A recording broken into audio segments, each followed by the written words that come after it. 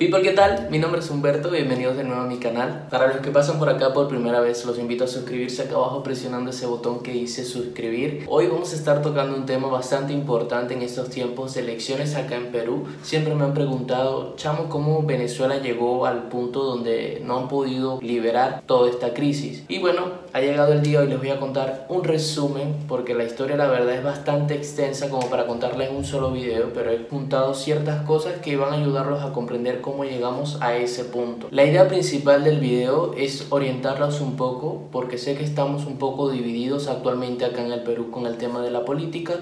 La corrupción está bastante inmersa en todos los sentidos. Las personas no tienen clara cuál es la idea correcta que deben seguir. Y bueno, a lo mejor esto los va a ayudar a prevenir otra crisis, ¿no? Digamos. Para iniciar, quiero que comprendan que Venezuela no estaba en la mejor situación política cuando ganó las elecciones Hugo Chávez en el 99. Ya venían de varias dictaduras, venía de, digamos, estaba tratando de estabilizarse y el pueblo estaba cansado de la corrupción, cansado de los malos gobiernos.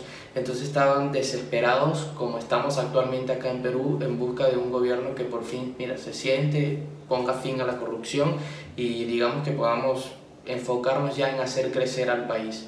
Entonces, bueno, de esto se aprovechó este señor que, o como yo le digo, el que no debe ser nombrado, se aprovechó para llevar esas palabras que quería escuchar la gente. Él se enfocó principalmente en las personas de menos recursos, que era lo que más abundaba en Venezuela, ya que tanta crisis, tanta corrupción hizo que la pobreza se extendiera de todo el territorio nacional, y él fue de rincón en rincón en toda Venezuela convenciendo a estas personas de que lo que él iba a traer si ganaba las elecciones iba a cambiar sus vidas, que iban a tener una mejor economía, que la verdad por fin iba a cambiar todo. Y les digo que veníamos de gobiernos bastante inestables, que incluso en 1992 hubo 2 intentos de golpe de estado, y uno de estos fue realizado por nada más y nada menos que por Hugo Chávez. Estos intentos fueron fallidos. Ahí la gente ya comenzó a conocer quién era esta persona. Estuvo preso hasta 1994, hasta que el gobierno de Caldera lo liberó con la intención de que apoyara a su gobierno,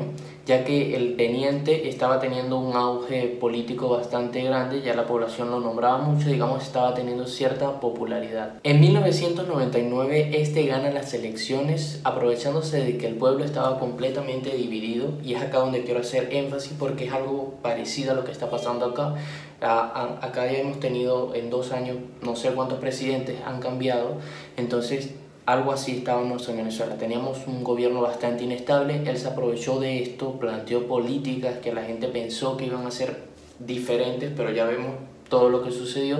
Se aprovechó de esto. También digamos que sacó partido de que todos estaban planteando, digamos, lo mismo. Me refiero a todos, el resto de los partidos, y él tenía una idea algo diferente, algo nuevo, realmente la población quería algo nuevo, querían salir, mira, ya de las mismas caras y ver qué podía pasar con una persona nueva. Su objetivo principal con que convenció a todo el pueblo era erradicar la pobreza y plantear una nueva constitución para beneficiar económicamente a todos los sectores. Algo que sí hay que admitir es que este tipo tenía más labia que los de Movistar cuando te llaman para ofrecerte un nuevo plan. El tipo podía convencer a todo el mundo. Incluso ya había personas que sabían sus intenciones realmente, pero igual el tipo logró convencer, digamos, a muchos sectores que lo llevaron a la victoria, aprovechándose de que ya se había ganado el corazón de gran parte de la población con sus ideas políticas para resolver sus crisis. En 1999 se plantea la nueva constitución y es aprobada en un referéndum, y ya a partir del 2000 se hacen unas elecciones, digamos que ya acá se comienza a ver un poco cómo iba a ser todo, unas elecciones digamos algo fraudulentas, porque se llamó a realizarlas en un tiempo demasiado rápido. Normalmente es un cronograma y todo esto se hizo así. Y estas elecciones incluían distintas áreas, no solamente presidenciales, sino también la Asamblea Nacional y también los gobernadores y alcaldes. Y les digo que estas elecciones fueron fraudulentas también en la forma tan rápida que la llamaron, que no hubo chance de que medios internacionales o auditores internacionales pudieran observarla y verificar que todo fuera correcto sin ninguna corrupción. Además, el plazo fue tan corto que no hubo forma. Incluso el CNE ya tenía, digamos, un ritmo político, o sea, tenía como una preferencia política que normalmente no debería de tener. En estas elecciones ganó con el 59%, ganaron la Asamblea Nacional, digamos, tomaron ya el poder completo de todo esto. Al ver esto, los partidos de la oposición ya comienzan a alarmarse de lo que ellos habían prevenido, que iban a suceder, que este señor iba a ser un nuevo dictador, que iba a aprovecharse de todos los entes hasta controlar completamente todo.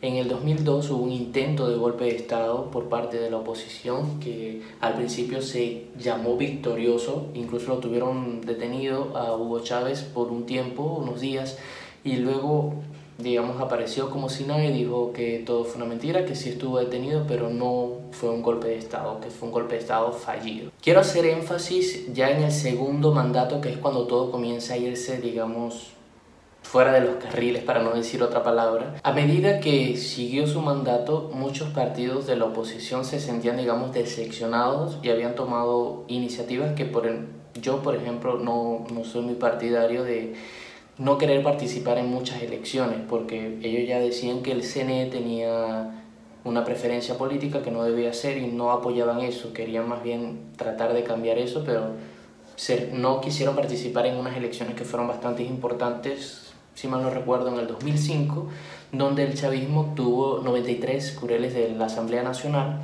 y acá hizo una jugada magistral que fue con su asamblea completamente rojista, para no decir otra palabra, logró tomar el control del Tribunal Supremo de Justicia. Y este Tribunal Supremo de Justicia que acababa de nombrar, nombró nuevos rectores del CNE, que es el Centro Nacional Electoral que ya les había mencionado, también partidarios del gobierno chavista, y entonces acá ya, si te das cuenta, en un abrir y cerrar de ojos ya había tomado completamente nuevamente la Asamblea Nacional, el Tribunal Supremo de Justicia y el Centro Nacional Electoral. Y no solo esto, ya que como él era un teniente, tiene experiencia militar, también se había aprovechado bastante de la Fuerza Armada, que siempre le han dado respaldo.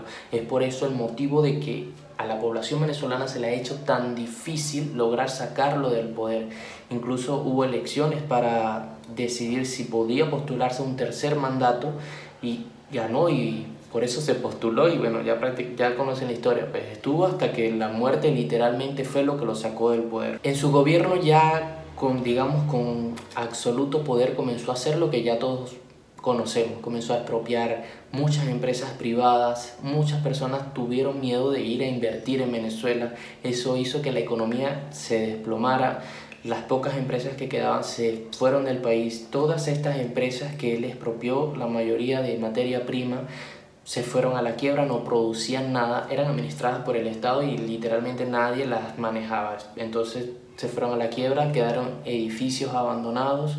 El país se sumergió en una crisis económica bastante grande que hasta hoy día no ha tenido fin, cada día sigue subiendo más la inflación. La escasez fue horrible la escasez, que llegó al punto de que la gente tenía que hacer cola. Él se aprovechó todavía del auge petrolero y comenzó a traer productos desde afuera para cubrir la falta, ya que en Venezuela no se producía absolutamente nada. Y pare de contar, ya me imagino que conocen otras cosas ahí. Voy a ir resumiendo porque si no les digo que voy a seguir hablando. En el 2013 fallece de cáncer y los venezolanos pensamos que, mira, al fin hay una luz al final del túnel, y no fue así. Todavía los poderes seguían siendo partidarios de este partido político. Él dejó en su legado a Nicolás Maduro, que es el que sigue en el poder, y ganó en unas elecciones bastante, le digo, parejas, porque la oposición llegó, la diferencia de porcentaje era 1.3% de votos. Estas elecciones fueron las más polémicas hasta hoy día. Incluso se ha declarado de que el sistema electoral de Venezuela tiene, digamos, la gente que realizó el sistema electoral, las máquinas de votación, los que crearon ese sistema operativo, ellos admitieron que todo esto fue manipulado por el gobierno, y aún así no hubo forma de que ningún ente internacional pudiera meter las manos en esto. Al ganar Maduro comenzó ya más fuerte las protestas, porque ya con Chávez había protestas, pero no de esta magnitud. En el 2014 hubo el estallido social más grande, uno de los más grandes, porque ya les voy a comentar el siguiente, donde muchos salieron a protestar porque no estaban contentos con esto, y acá se dieron de cuenta de el abuso de poder que tenía esta gente, ya que la Fuerza Armada Nacional, la policía, todos los atacaban al pueblo, hubo muchos heridos, hubo persecuciones de políticos, todo el que pensara diferente era perseguido. Pasó un tiempo la gente, digamos, bajó la guardia porque la verdad era bastante terrible cómo atacaban a estudiantes, a todo el mundo, y bajaron la guardia hasta 2017, que vuelve el estallido social, porque en el 2016 hubo elecciones parlamentarias y por primera vez en muchos años había ganado la oposición. Se rumorea que esta oposición logró ganar ya que no hubo manera de que ellos hicieran fraude, ya porque Maduro no tenía la misma aceptación que tenía Hugo Chávez, y la verdad el margen era bastante amplio como para poder hacer un fraude. Pero eso no quedó ahí. Al ganar la oposición, la Asamblea Nacional saliente, justo días, digamos los últimos 15 días que les quedaban en el poder, aprovecharon y nombraron otro nuevo Tribunal Supremo de Justicia completamente rojito. Y cuando entró la nueva Asamblea Nacional, que se juramentaron en enero, ellos la declararon como no procedente, ya que había un diputado del Amazonas. Hubo un tema con un diputado y se afincaron en eso y lograron inhabilitar completamente la Asamblea Nacional, y ellos crearon una paralela, una Asamblea Nacional Constituyente. Entonces en el 2016 y 2017 tuvimos dos asambleas nacionales y lideraba prácticamente el Tribunal Supremo de Justicia. Era una locura política. En el 2017, basado en la Constitución, se proclama un presidente de la Asamblea Nacional, la que fue electa democráticamente. Y acá comienza una crisis bastante grande, que esta fue la que hizo como que comenzara el éxodo masivo de venezolanos a todas partes del mundo como hoy lo conocemos. Hubo protestas de millones de venezolanos, trancaron las autopistas más grandes que hay en Venezuela, millones, le digo que millones de venezolanos salieron a protestar pacíficamente. Estaban cansados de que no había medicina, los servicios básicos como el agua, la luz, eran prácticamente inexistentes, más eran los días que no tenías los servicios. Entonces las personas ya estaban, digamos que hasta el tope, salieron a marchar, fueron días y días de marcha, murieron personas que la verdad no sé en sí la cifra real porque nunca se publicó, pero la Fuerza Armada Nacional los atacó peor que en el 2014, y esta vez el gobierno fue más sanguinario, ya que tenían aliados de su parte conocidos como colectivos. Estos colectivos son, digamos, malandros, personas de mala vida de los cerros, de los barrios, que apoyan al gobierno por unas 3 lochas, digamos, no les pagarán algún bono, y estas personas defienden al gobierno, y estas personas no tienen compasión. Si ya la Fuerza Armada era sanguinaria, imagínense los colectivos. La cantidad de personas que murió, la cantidad de personas heridas era increíblemente. Los presos políticos, aún hay presos políticos en el Helicoide, que es un lugar que supuestamente ellos siguen negando todo, pero ya han visto cómo han logrado salir algunos presos políticos por trochas, de alguna manera han logrado salir, como es el caso de Leopoldo López. Muchos venezolanos, tristemente, para proteger sus vidas y protegerlas de su familia, se rindieron. Es acá cuando yo les había hecho otro video y les digo que las situaciones son completamente diferentes, porque el gobierno de esta gente, todo el mundo sabe que es una dictadura, solamente que ellos no lo quieren aceptar. Estados Unidos les tiene todas las denuncias habidas y por haber, tienen todos los bloqueos habidos y por haber, hay narcotráfico de por medio, tienen alerta de Interpol.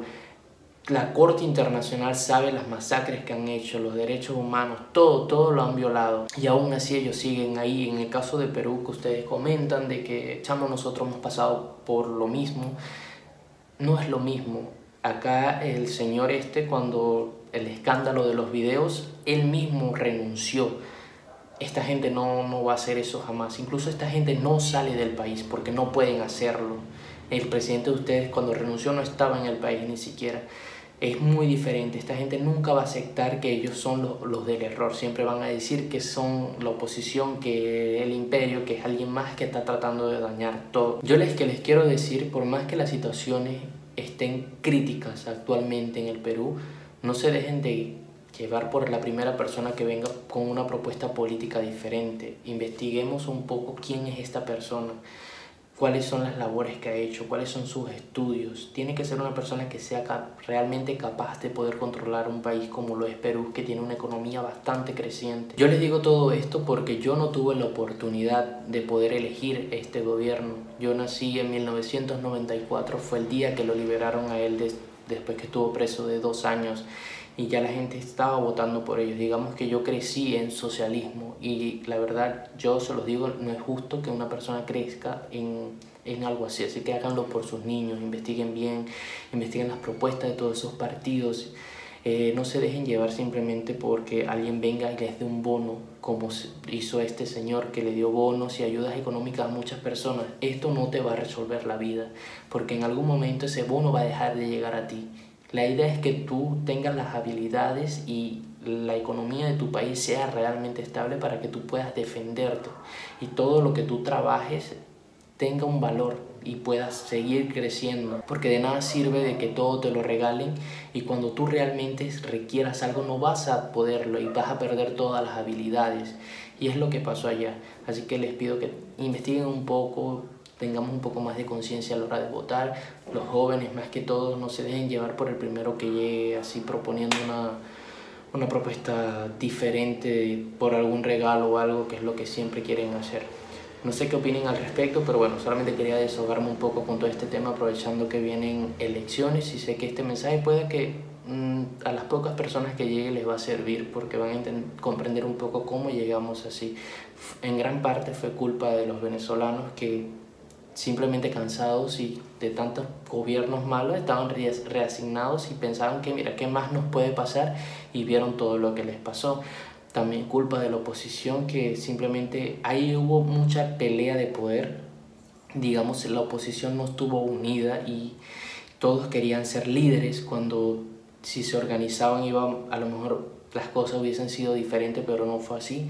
Cuando lograron unirse ya la verdad no había nada que hacer, ya todos los poderes pertenecían al gobierno, no había nada por donde defendernos. Y acá estamos a tiempo, recién estamos saliendo de estas crisis políticas y creo que estamos a tiempo, sí estamos a tiempo. No sé, coméntenme acá abajo qué ustedes piensan de este video. Yo ya me quité un pesito de encima al comentarles todo esto. Todo esto lo hago con la intención, como les digo, de orientarlos, ayudarlos, no por, digamos, para crear más controversia ni nada de esto, porque acá estamos para apoyarnos todos. O sea, si yo soy extranjero y no tenga que opinar en la política de acá, creo que les puedo contar la historia de mi país para que ustedes no pasen por esos errores. Nada, people, muchas gracias por ver este video. Nos vemos en el siguiente.